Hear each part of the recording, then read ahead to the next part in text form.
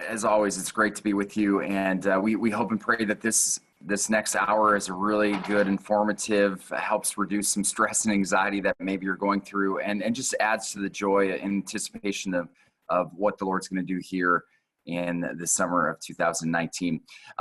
We are so blessed to have Kyla and Steve with us today, and actually we're going to have Chris Roth, who's going to join us a little later. He couldn't get here right at 12. He's got a class he's teaching, but he's going to pop in a little bit. And I thought we'll take a moment just to get to know them a little bit. So here's what I'm going to ask. Kyla, we'll start with Kyla, who works in our gathering office and with our staff. Kyla, tell us a little bit, how many times have you been to the gathering and maybe your favorite gathering memory?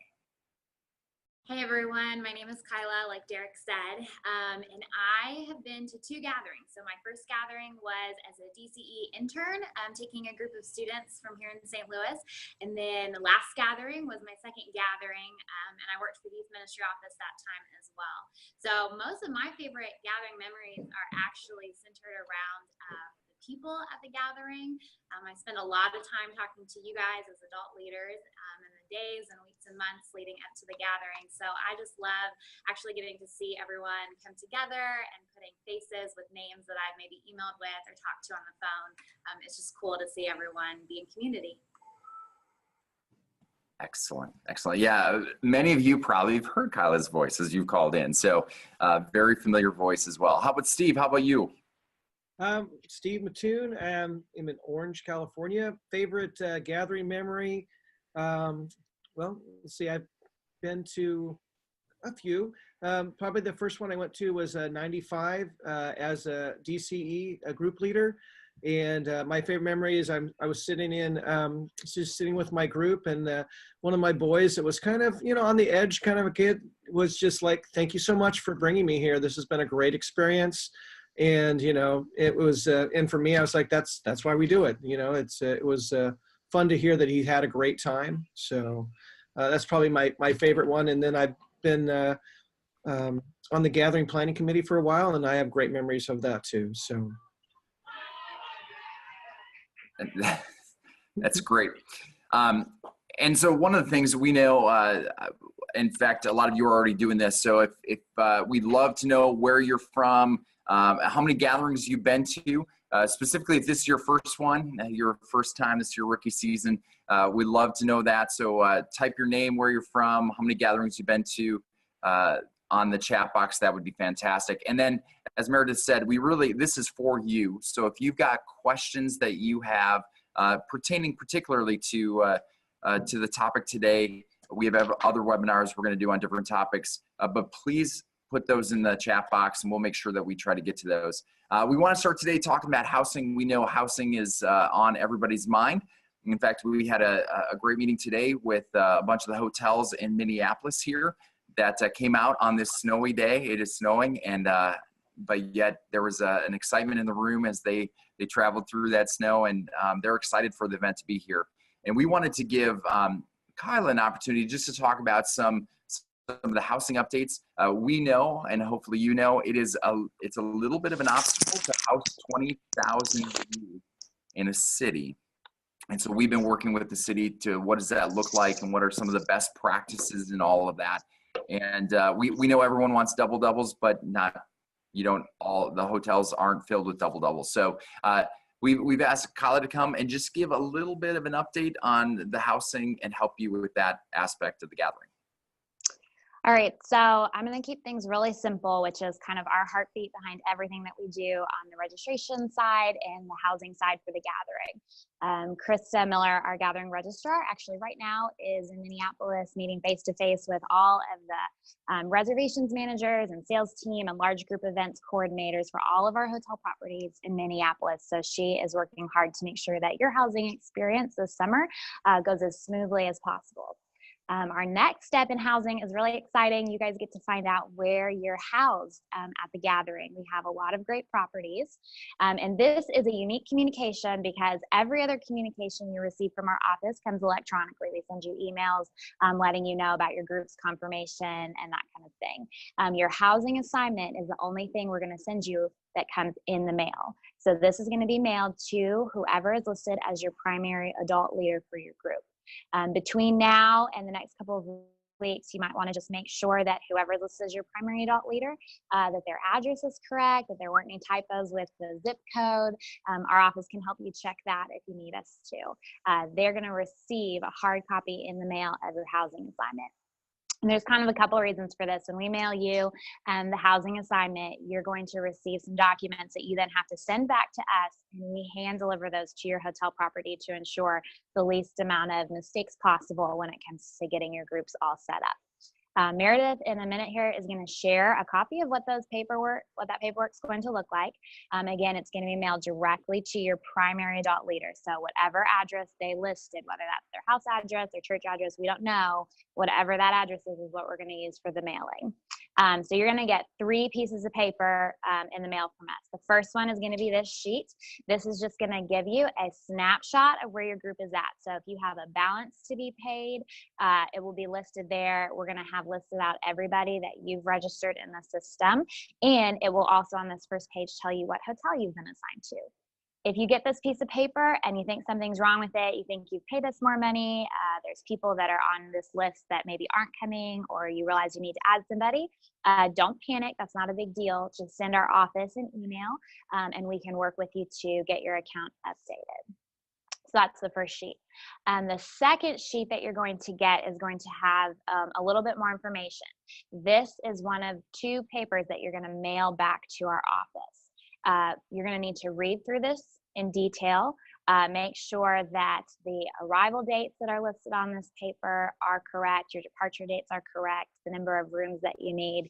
If there's any changes that need to be made, you're actually just going to hand write those in directly onto this piece of paper. That way, when our office gets it back, we'll make the necessary updates so that the hotel property knows your accurate information.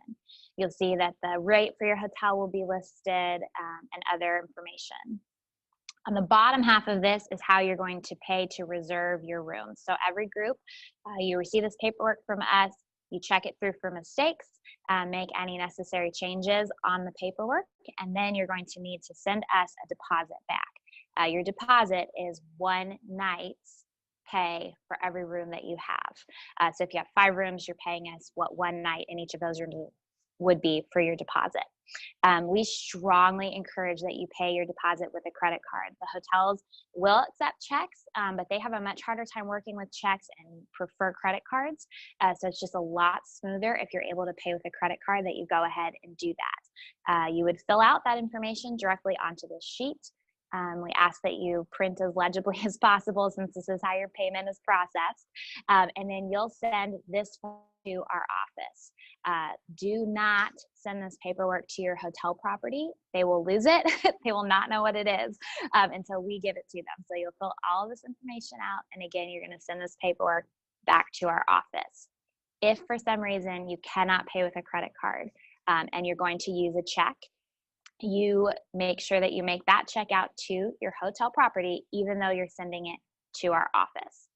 Hotels will accept any kind of credit card that you have to give them, whether that's a personal credit card or not. As long as it works, they will take it. So just make sure that you know what credit card you use when you fill the form out. The credit card you use for your deposit doesn't have to be the same one that you're going to pay your balance with or use on site during the gathering. All right. So after you fill out your payment information, then you're going to fill out one more piece of paper, which is your rooming list. So you'll see however many rooms you have, you will have that listed on this last piece of paper. Some of you that have larger groups, your rooming list might be several pages. Most groups, you're probably just going to be looking at one sheet. However many kings and double rooms you have will be listed on this sheet, and you'll see one line for each space that there is to sleep in that room. It's up to you how you fill your rooms. We strongly encourage that like genders stay in rooms, that you don't mix genders, obviously. A question we get a lot is whether adults have to be in your rooms with your students or whether they don't. As a gathering, we don't have a hard and fast rule on that. We really leave that up to each individual church. So you're going to fill this rooming list out according to your church policies for adults and students sharing room space. And then you're done with your part of this other than sending it back to our office. You'll see on these forms, there was a date of April 12th. These are just sample forms. We'll give you a hard and fast date on the actual forms you receive. But once you get those filled out, you're going to have a quick turnaround time, typically probably about like 2 weeks from when you first receive the forms till they get back to our office, because Krista does hand deliver all of these forms so they get in the right hands at the right time in the hotel property. So she'll take these down to up to Minneapolis in May, and she'll make sure that each property receives all of our paperwork at once so that it can be processed. The last kind of thing to know about this is that once the hotel receives your paperwork, you will receive a confirmation email for your rooms from your hotel property. So whoever is listed as your primary dot leader will receive an email confirmation from the hotel properties once we've given them the paperwork that you sent to us and your payment information. And the main thing that we ask here is just to be patient. Your hotel properties are processing hundreds and hundreds of registration information for our groups. So from when we drop the paperwork and the payments off in May to when your group leader might receive their confirmation email, it could be a little bit of time. We just ask that you don't call your hotel property and hound them about what's going on. If you have questions, call our office. We'd be happy to let you know any updates that we have, but just know that it can take these hotel properties several weeks to a little longer than that to get everything entered in and get those confirmation emails out. So yeah, that's kind of like the big picture stuff. The main thing to remember is we're physically mailing you this paperwork to your primary dot leader. You're going to mail it back to our office. And then once we've hand delivered it to the hotel properties, they will email your primary dot leader all of your confirmation information. All right, Kyla, we have many questions. I'm sure. I know it's like a fire hose. All right. So I'm going to see if I captured all of these. We'll start a little bit with one of the questions. I think Kurt asked this: when the email or when that's sent to their place, their church, whatever address they have, will they get an email notification that it's been sent out? Yeah, so we'll send out one big email. Again, this is going to go to primary dot leaders, whatever email address is listed for your primary dot leader, letting them know that housing paperwork has been mailed. We also typically post that in like the adult leader group on Facebook. So that's a great place to be connected. And that way you at least have an idea to be looking for it in the mail. Last gathering, just like anytime we send out a mailing, sometimes the housing paperwork doesn't make it. So if we have posted on the Facebook group or you've seen electronic communication that we sent it and it's been a week or two and you haven't received anything, please contact our office and we will make sure to get your paperwork to you. We'd rather that you ask us where it is than assume that it's coming and miss out. Excellent. And Jessica, I want to just reiterate, Jessica asked if she can use a personal credit card, and just confirm you can use a personal credit card if you want, correct? Yes, the hotel will take your money however, whichever credit card you want to give them. Which leads to another question. Someone asked, when it talks about the balance, so you got the first deposit and then you got the balance, and the question was, do we pay that to the gathering office or do we pay that directly to the hotel? It's a great question. So you are going to make that final payment to your hotel property. Just something to keep in mind, just on the subject of payments in general, is that during your stay at the gathering, whether you paid your deposit with a check or you intend to pay your balance with a check, you will be required to have a credit card on file with the hotel for incidentals. And in most cases, they will probably put some kind of a security deposit hold on your credit card during your stay. Once you check out from the gathering and your group's rooms are all good to go, they'll remove that hold. But I just don't want that to be a surprise to most of you. When you check in, they are going to be expecting that you have a credit card to keep on file for all of your rooms that would be able to have a security deposit. Typically, they put a hold of whatever like the cost of one night per room is, and then they take that off after the gathering. Excellent. And Andrew said this, he was wondering, is there any way that this gathering, are they doing any of the first, second, third choices for hotel preferences? So this gathering is a little different than every other gathering. Minneapolis hotels are laid out geographically quite a bit different than some of the other cities we've experienced. So we aren't using any kind of tier system. We have locked in a great flat price rate with all the hotels in Minneapolis at that $169 price point. So you don't have to worry about figuring out which tier you've been assigned to or anything like that. And we got a couple questions as far as adding people. So one, I want to go back to, was it Richard? Richard asks if we need to add a room as they're adding people, do we need to do this in the next 2 weeks, or can we do that after we receive the paperwork? All right, so if you know that you have people that are being added to your group, please add them to your group ASAP. It's much easier for us to know you need a couple rooms now before the next couple of weeks and the paperwork goes out than it is after the paperwork has been sent. So for those of you that have a couple of fringe kids that you're pretty sure are going to register, I would really push that they get registered ASAP. If you need to add people to your group after the fact, we definitely encourage that you try to be aware of how much space you have in your hotel rooms to accommodate additional people being added to your group. If you get yourself into a situation where somebody last minute is trying to get added to your group and the hotel assignment has already been received, you've already paid the deposit, you're going to need to contact our office so that we can kind of let you know if there is even any more space at that hotel property for a room to be added. And if there is, we'll give you next steps of who to contact and how to make that happen. But just kind of know that the sooner that you can get people added to your group before we give you your assignment, the easier that is to accommodate your rooming needs. Excellent. Hannah's got a question. If they're traveling with another group, where do they indicate that on the form? So if you're traveling with another group, you let us know that when you originally registered to be housed with another group for travel purposes. You had to send all of your registration paperwork into our office in one envelope, and then we make that designation in our system. So if you did that, you'll be housed with whatever groups you indicated that you were traveling with. We'll put you in the same hotel property. Excellent.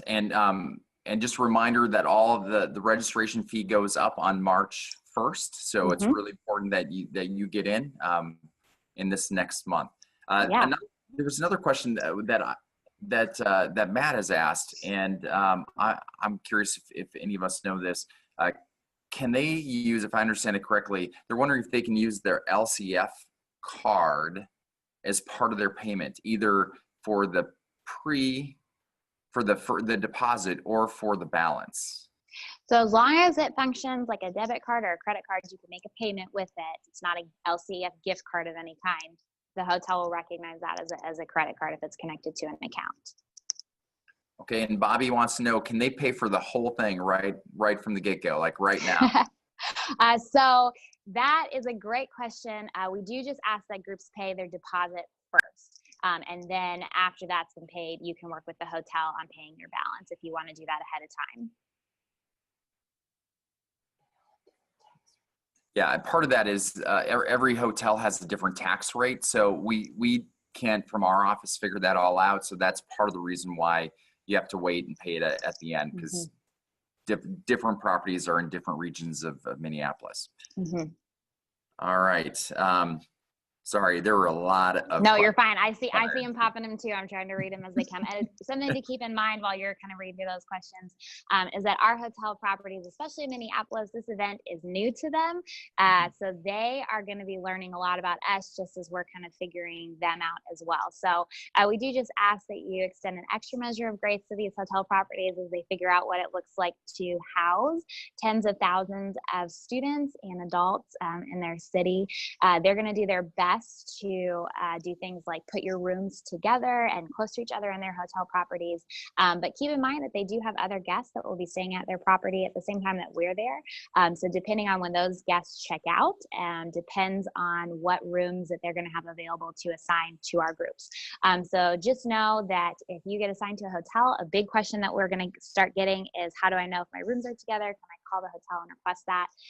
And we actually ask that you don't do that, because the hotel isn't going to be able to promise you that your rooms can be together, because they just honestly aren't going to know physically what rooms are going to be open for sure until very, very close to the actual gathering. So that's certainly a request that we ask the hotels to keep in mind, but they're not going to have a hard and fast answer for you on that until pretty much like you're checking in. So just kind of keep that in mind.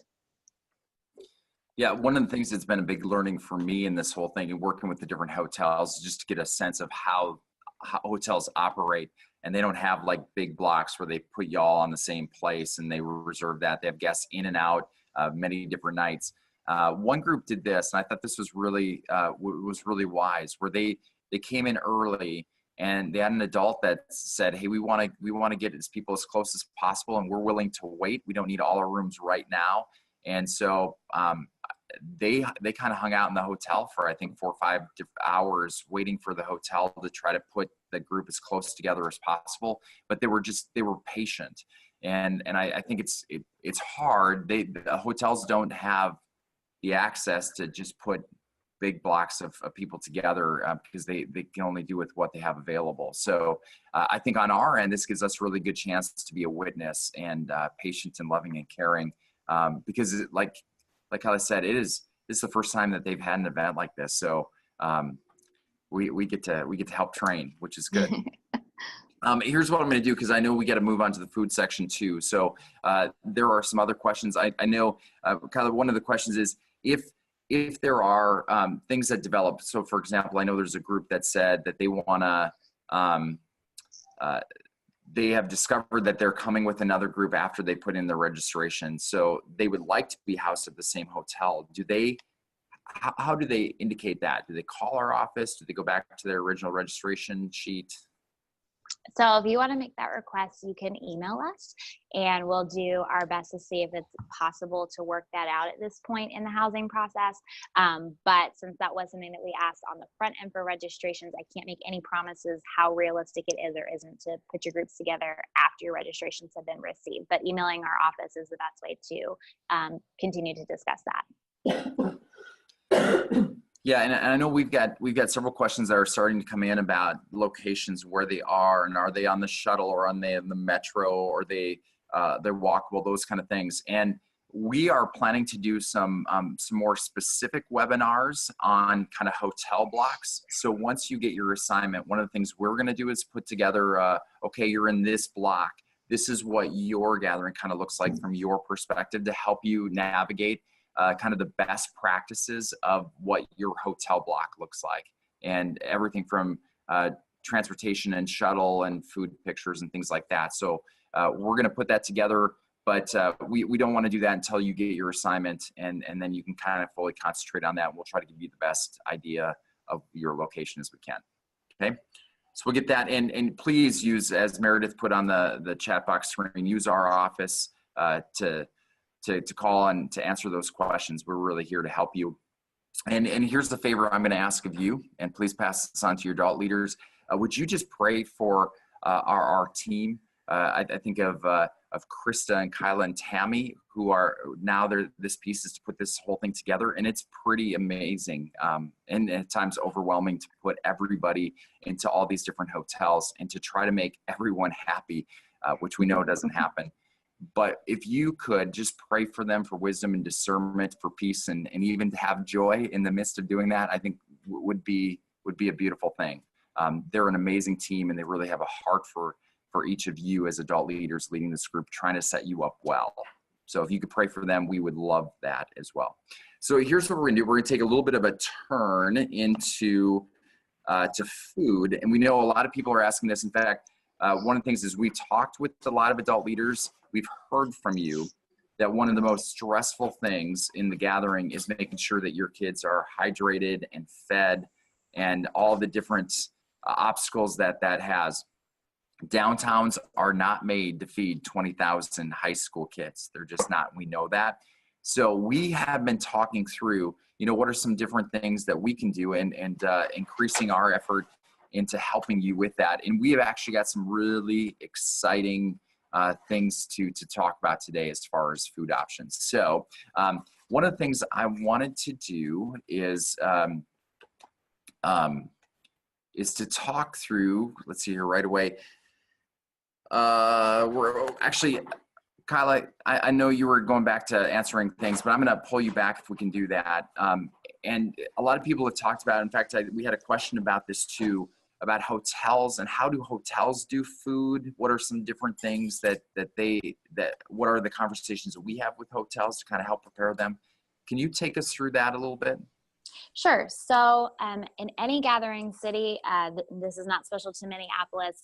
We just ask that you do not plan on your hotel having a free breakfast. That's just not common at a majority of the hotel properties. We're working with 69 hotels in Minneapolis, and very, very, very few of them have any kind of a free breakfast. So if you go ahead and plan that there's not a free breakfast, you're going to set yourself up for best success in that expectation.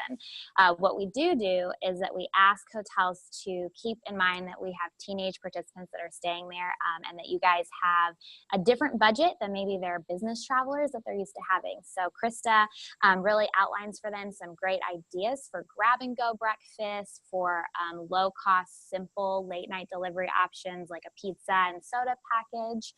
So she works really hard to kind of outline for them some ideas of food and price points that your groups would be actually interested in using. Whether or not the hotel chooses to go that route is kind of up to them, but those are the conversations that we try to have just to kind of talk them through that you guys are looking for something that is low cost, easy to get, and to just, they're not looking for sit down, that kind of thing. Thanks, Kyla. Mm-hmm. And one of the things that we know is, in fact, I hope you saw this. If you didn't, on the adult page, we posted a food packet document that was released today that has lots of different options. We're going to kind of talk through those as we go through this webinar. So we want to make sure you go and download that. It's got some great information. And Meredith has already got the link up there. So please click on that. We're about to go through that.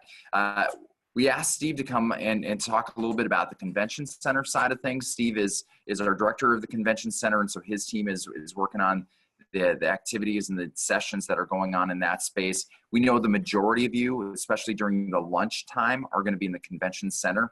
And we just asked him to come and speak a little bit about what does food look like on the convention center side. All right, so we have a really good plan for the convention center as far as food options throughout. The convention center has a lot of built-in concession stands already there, both on the inside of our interactive floor and through the hallways that we have. And there'll be options for grab and go food, drinks, and snack options throughout the center. And then on the floor itself, we have many places to be able to sit and eat that food. So we have tables and chairs that are available there, both in our main place and then down in our A lobby where the sports will be. There'll be tables and chairs down there too.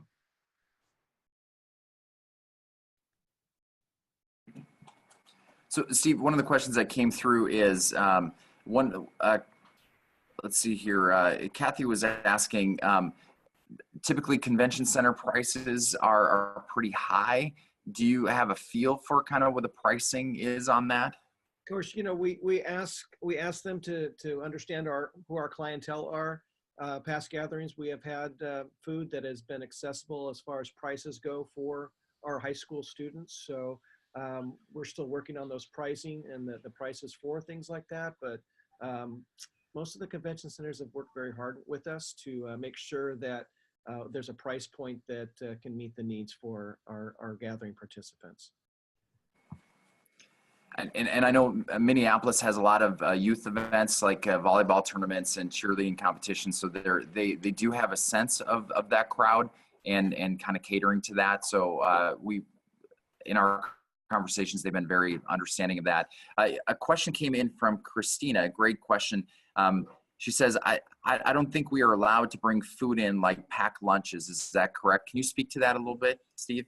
I can let you know, yes. The convention center has a catering company that is exclusive for that building. So therefore, they don't allow any outside food and beverages that can be brought in. There's also a park area that's assigned that also has the convention center underneath the convention center's umbrella. So outside food would not be allowed there either. The staff of the property is instructed to ask you to consume food off property. So basically, when you're on property, they want you to consume and buy the food that's available there in the convention center. Yeah, and that's just a contractual thing. There is a catering company in the convention center that has exclusive rights, and it's the safety side of things, making sure that no one gets sick. So it's part of our responsibility and witness to obey and to follow those rules. So Like Steve said, they're working hard. Their team is working hard with the center to try to have great options, lots of different things. And down the road, we'll be able to post some of that so you get a sense of what that's going to look like. There was. Saw something about. Oh, go ahead. You just see that, Steve?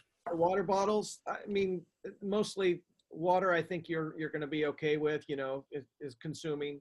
They can't really figure out where that came from. I think most of the time, and a lot of us have the hydro flask or something else to put that water in. That seems to be a safe thing as far as the convention centers go.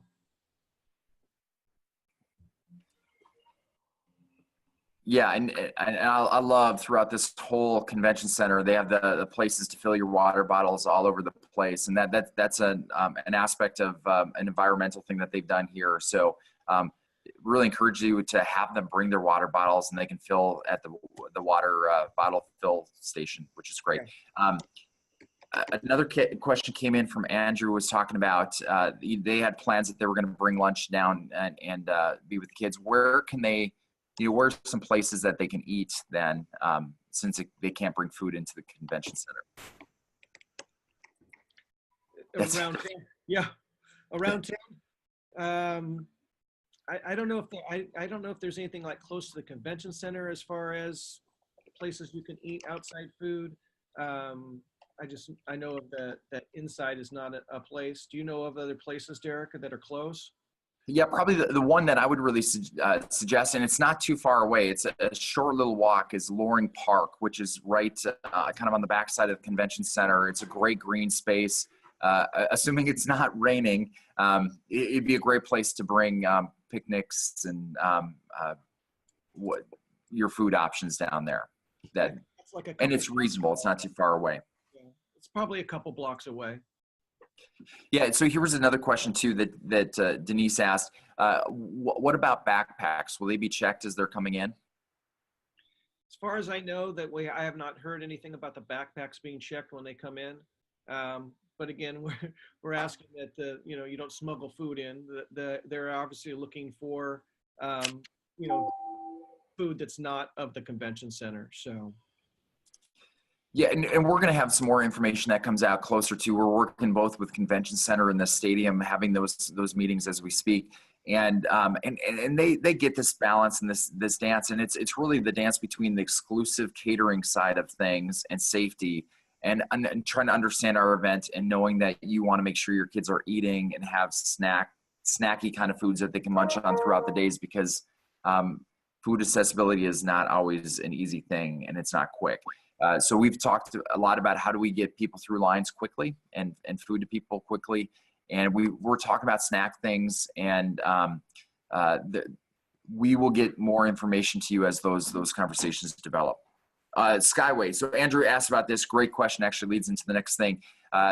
They have a ton of Skyway in Minneapolis, which is a beautiful thing. And it's its own little city. So they've got all these for adults who love this, there's a Caribou literally on almost every corner, so you can be caffeinated all day long.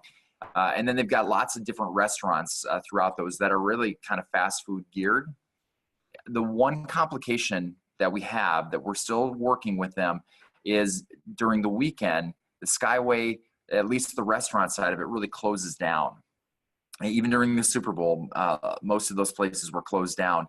So the walkway is open, but those restaurants are closed. So we're working with the city, just had a conversation this week with them of how do we approach and try to say, hey, you can get a lot of business with our gathering if you just stay open. So certainly Thursday, which is that first day, Friday, the second day, they'll be open all day because it's part of the regular work week. But Saturday and Sunday are the days that we are working on with the city. And our plan is later, probably towards April or May, we'll do some kind of a posting to say, here are the Skyway restaurants that are open as well. And we'll add that to the food document as well. Okay. Joyce asked, will there be snack type items available in the convention center, like granola bars, things that can give their kids energy? We're working with them we're working with the convention center to have all types of different snacks. I haven't haven't had a conversation on every single snack that will be available, but we are asking it to be kid friendly and some things that are healthy choices as well. Yeah, which really goes with Robert's question. We have kids with special needs, like gluten-free stuff, and we're definitely working with the center and the stadium and different elements to provide for that as well. So there'd be more of that, and just to also know that there's grocery stores throughout this city. So actually, what I would really recommend is they've got a Target and a Whole Foods and different grocery stores that you can go and pick that stuff up as well. All right, I'm gonna. If I've missed a question, I'm going to try to get back to it, but I want to go to another thing that we're doing as well. And we're doing a brand new event this year. We are very fortunate that right outside of the US Bank Stadium, and we've heard from a lot of people that the supper time is sometimes the most stressful time to get kids fed, because you have everybody out in the city at the same time trying to find restaurant spaces and trying to get reservations and get people through, and it just takes so long. And so we've really kind of taken a heightened awareness and emphasis into that and try to provide some different options to help that out. And so one of those we want to talk about is we've got a space right outside the US Bank Stadium. It's called the Common Park that we've reserved for the event right outside. And we've got a team, and Chris Roth, thanks for joining us, left his classroom in order to be here. So thank you for doing that. And we've invited Chris to kind of premiere and broadcast what the Commons State Fair event is going to look like. Chris, you want to tell us a little bit about that? I would love to. We are very excited about this event. As Derek mentioned, the Commons is basically an urban park area that's about a block by a block and a half in size, that is literally right across the street from US Bank Stadium. And it's naturally divided into two different parts by a street that goes through there.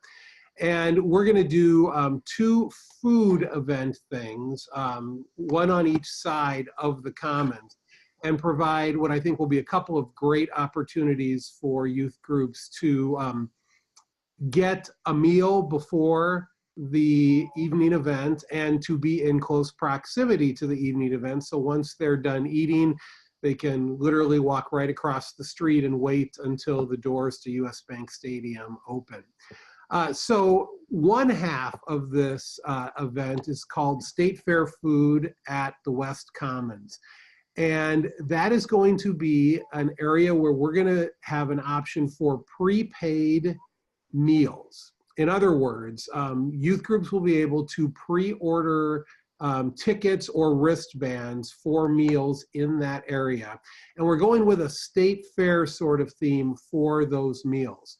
I think a big exciting thing about that is it'll be a way to know we're going to have a guaranteed meal there. You're not going to have to worry about cash or anything like that. You'll order them in advance. You'll get your tickets or your wristbands prior to the meal, probably when you pick up your backpacks at the gathering. And those meals will give you an option of state fair food like. Entree choices will probably be something like a foot-long corn dog, barbecue chicken on a stick, or a pork chop on a stick. And then there will be a side, and the sides will probably be things like a giant pretzel or cheese curds or French fries, or for the annoying healthy people, carrots and celery. And then there will also be dessert that will be a part of that, something like a bag of cookies or mini donuts or maybe snow cones, something like that. And then a beverage, a bottle of water or another bottled beverage will be a part of that dinner package as well. Now, we're still working out specific details with the local restaurateur that we're working with. So the final exact menu option listing is still being determined, but prior to tickets going on sale, there will be sort of like the definitive list of here are what the options are going to be. But these are the sorts of menu items that we're talking about. And what I think is great about the options that we've got is, first of all, there is a variety. So if youth groups, say 2 different nights, wanted to do the state fair food at the West Commons, you wouldn't have to have the same meal. You know, they could do 2 different, each kid could be doing 2 different meals during those nights. So I think that that's great about it. I think that the state fair theme of it will be a lot of fun. And yet I think it's going to be a, you know, a good substantial meal as well. Those tickets for those meals will be $18. And as we mentioned, that will be a prepay only thing. And again, for that $18, you're getting an entree, a side, a dessert, and a beverage as a part of that. So that is one half of the Commons. Then on the other half of the Commons, the east area of the Commons, there will be areas where people can hang out and eat. They can enjoy entertainment on a stage that will be there. We're planning to have a number of local music acts that will be performing there during this time frame. But then the exciting food part of it is lining the perimeter of that east part of the Commons will be what we expect to be probably about 20 or 24 food trucks there. And so for youth groups that haven't bought a prepaid meal, they can still come and they can take advantage of those food trucks, and on a truck by truck basis pay cash or whatever options that those food trucks offer for their particular items. And we also, prior to the tickets going on sale for the other part of the Commons, we will be publishing a list of food trucks that have committed to being there. So you will have a sense of what kind of food options are going to be with the food trucks. So for groups that maybe are looking to grab something last minute, or potentially even for groups that have kids that have already had a meal, but they go, oh, I could really use some more dessert, or I could really use a snack. Those food trucks will be there as an option. We'll hopefully showcase some of the great food scene that we have going on in Minneapolis. Now, you know, there are often some sort of inherent issues with food trucks. Price points sometimes can be higher than probably what youth groups would want.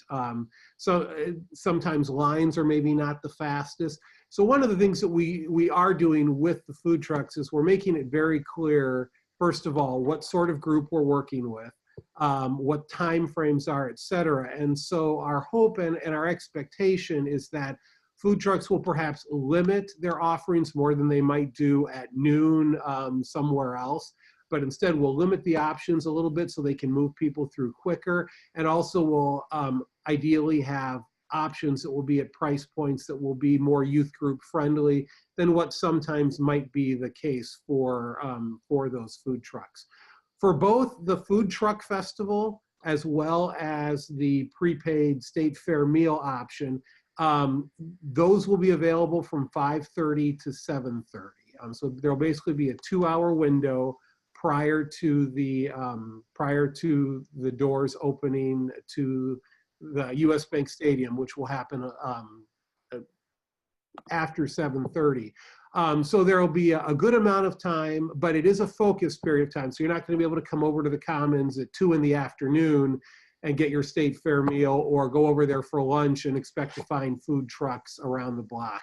But during that 5:30 to 7:30 time period, we think that these will be great options. And quite frankly, we think it's just going to turn out to be a great gathering space for gathering participants prior to getting into US Bank Stadium. So Chris, a couple questions that came up with that. One of those being that the days that it was open, right? So the Commons event is going to be open the first 4 days of the gathering: Thursday, Friday, Saturday, Sunday. We will not have it open for worship, but the first full 4 days, or the first 4 days of the gathering, the Commons are going to be open. And then, you know, as Chris said, you have 5,000 for the state fair event. We have 5,000 tickets that are going to be available every day. And we're going to have a sign up that will begin in May 1st that you can go in, and we're just going to, it'll be kind of a first come, first serve, where the site that you can register for those things. Suzanne asked the question about Commons open, and you answered that. Christine asked this question: do they have to pre-select the food that they want, or can they choose the day they get there? Can their kids choose the day they get there? And that's a great question. I believe that they will be able to choose the day that they get there. That is something we do still want to talk a little bit more with the person we're working with on this. But based on the way it's being set up, we believe that they'll be able to come in and just make a choice at that point. So. And Shannon asked about the weather. This is the caveat, and we know with outside events is the hard part about this is we will have some aspects of like we're talking about cover and things like that. We'll certainly have a plan of where people can go. But this is the hard part about a pre-select thing. If it rains, it's going to be one of those things to bring your umbrella and make sure you get your food. Food trucks know that when it rains, it affects sales and stuff like that. But we will have the event rain or shine. Yeah. So it'll be a chance for you to get in to get your food. So yeah, bring an umbrella. Andrew wondered if he could get a walleye on the stick. Can you make that happen, Chris? You know what, Andrew, email me and I will work on that walleye on a stick. If anyone wants spam on a stick, I'll see what I can do about that as well. But I can't make any promises, however. But we'll see, maybe. So. The other aspect that we've had several comments about, certainly we have groups that have concern over they have kids that have to be gluten-free or vegetarian, things like that. And I know we've been talking about that with everyone that we have. So we're working on those options. And I think as Chris said, we will make sure that we have published menus. This is what it's going to look like. Currently, this is kind of what it looks like right now, but in April, before that sign up happens, we'll make sure that you have what food trucks are going to be and what the state fair menu is. And part of it is this: you don't have to have your whole group go to the state fair. You might have part of your group that wants to go do their own choices at the food truck, and the others that go to the state fair. You have some options around that. So. I want to move on to, because we only have 12 minutes, I want to move on to two other aspects just to make sure that you're aware of. And then if I've missed your question, type it again. We'll see if we can come around to it if we've got some time. And thank you. I have to leave and get back to my class and send out a snow-related announcement to our constituents. So anyway, thank you all. Thanks, Chris. You all should be glad in the South that we're not having it this week. So no kidding. On that food packet that Meredith had, one of the things we wanted to do was to give you lots of different options. And so I want to just mention a few of them really quick. One of them is there are some great multi-ethnic food options in the city. It's a very diverse city, which you've already heard from us, and not too far from downtown. You have lots of options. So on that form right away, you have the ethnic food options. We would encourage you to give your participants, to give your youth an experience. We've talked about the global market. To me, that's a do not miss event. It's like a 40 food options in that building. It's with all kinds of different multi-ethnic food in there. Do not miss that opportunity. But there's some other ones on there if you want to pinpoint and take them there. The other thing that we've tried to do is to give you kind of a sense of where different things are within the city. So on that packet, there's some downtown restaurants. We know that there's some groups that are bigger and need reservations.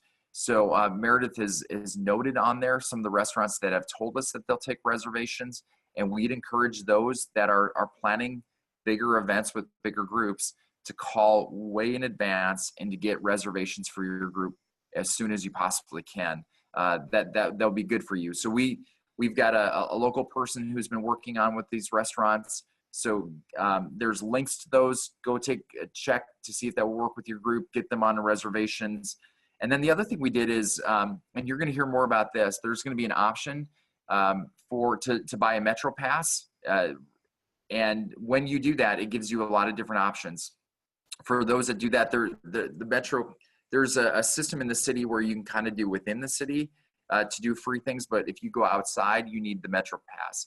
And so we've set this food diagram so that you can actually take the Metro with just about a 5 to 10 minute ride and be in a full different food pocket to give you a lot of different options where there's not as many people, and you can get your youth group through lines quicker.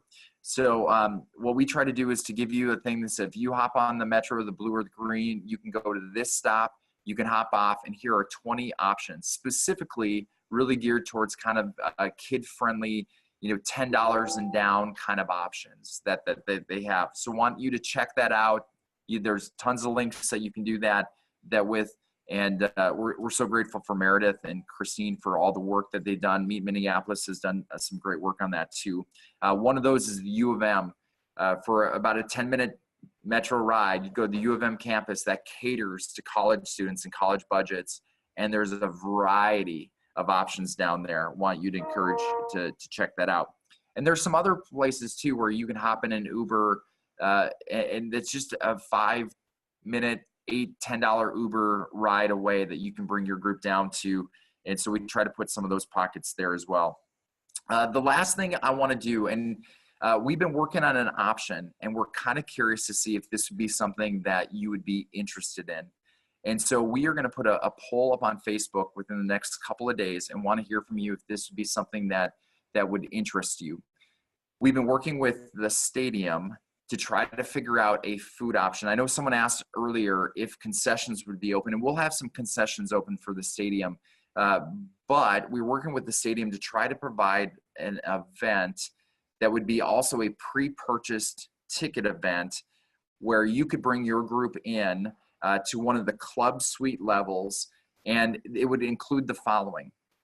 It would include a chance to come into the stadium early, so you would not be standing outside in lines, be able to get in at 5:30, 6 o'clock, and you would have a pre-purchased meal that there would be packages. It wouldn't be like the state fair where you can pick and choose a little bit, but you have different packages that you'd say, right now, this is kind of what we're working on. And we're wondering if it's specifically concession prices in the stadium are higher. And so we're wondering if it's worth it for you and the price point is okay. So currently, this is what it's looking like. For $22, it would entail early entrance into the stadium. It would entail reserved seating. That's really good seating. It's directly across the stage on up 1 or 2 tiers. And then it would include a meal that would have I'm trying to think what the meals options were. It was a mac and cheese was an option. Man, I just lost my options. A brat was another one. Chicken tenders was another option, and there was a nacho supreme plate. And then there would be a side item like a fry or a bag of chips or a healthy option with some kind of a vegetable. And then it would include a cookie and a water. So it's not, the food wise of it, it's not as much as like a state fair package, but it would also entail the reserve seating in early. And then you'd have this kind of this concession area, this club level where you can do your community time. You can talk as a group. You connect with other people that are part of that, and have your seats that are right outside. The stadium's a little different as far as its seating, but you'd have your seats right there. So you just go from the club right to where your seats are. And here's what we're curious about. If at a $22 price point, if there's enough interest to do that. And so we're going to put this poll out on Facebook to get your reaction of if this is something your group would be interested in doing. And if there's enough interest in it, we'll continue to work with the stadium. And then also at May 1st, when we do the other sign up for the state fair, we would put that online too and be a first come, first serve option as well. So I want to encourage you when that's posted to go to the Facebook, and especially if you're interested, to make sure that that's known, so that we kind of have a sense of how many we're talking about. So anyway, those are a lot of the food options that we're talking about. And as Chris said, we're going to post some more things as we know more about the convention center. We'll post more of that stuff into the April and May, but we wanted to get it to you as soon as we can, because we know that you're making plans now that will suit your group. And our goal is really to try to make that time in your day less stressful, because we know that that's a big thing for y'all. All right. There were a couple different things. Oh yeah, that's another thing that we want to do. So we'll make sure that we post ahead of time where, because we know there's district events that are also going to be in the US Bank Stadium. So we really want to encourage you to go to your district event, and to make sure that the night that, if you do that, the night you reserve would not be the same night as your district event that's in the stadium or is at Concordia or wherever that's at. And so that'll be just one of those things to kind of coordinate in that. We talked with an adult leader yesterday and kind of got their thought, and they said, oh, we're gonna, if to do that, we might do the state fair one day, we may do the food truck another night, and we might do the stadium a third night. That'd be 3 of the meals, and then the 4th meal we'll find a place and find reservations, and was really excited about that. How many could fit in the club level? We think this option right now is going to be, depending on district events, it would be available for probably 2,500 to 3,900 people is what we're looking at right now. Floor seating, yes, that's an aspect that we're working on too. So depending on how many people are interested in this will also depend on how we might do floor seating. So this comes first. Floor seating, we'll have more information on that later. Okay. I know we just have probably time for 1 or 2 questions. So, all right, here was one. When you say 18 for the commons, 20 for the club, will there be taxes also? That will be included. So that's part of the reason why those are high, because there's a sales tax in that. There's also an associated tax with that. So that's inclusive. So 18 and 22 would be the final price tag.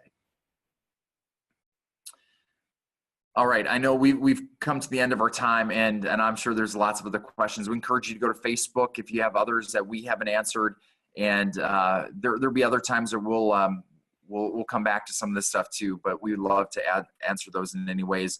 We are available for any of those questions for housing or stuff. Please, we've got a great office with lots of great things going on. Please know you are being prayed for as the adult leader. We just had a great meeting with about 180 of our planners who were in the city, and we spent some time just praying for you and your role, and we continue to have our teams be doing that. So you are such a blessing to your church and your youth groups, and anything that we can do to help you as you prepare for the gathering, we can't wait. 5 months and we'll all be together, and we're just excited to see what God's going to do. So blessings, and we'll see you soon.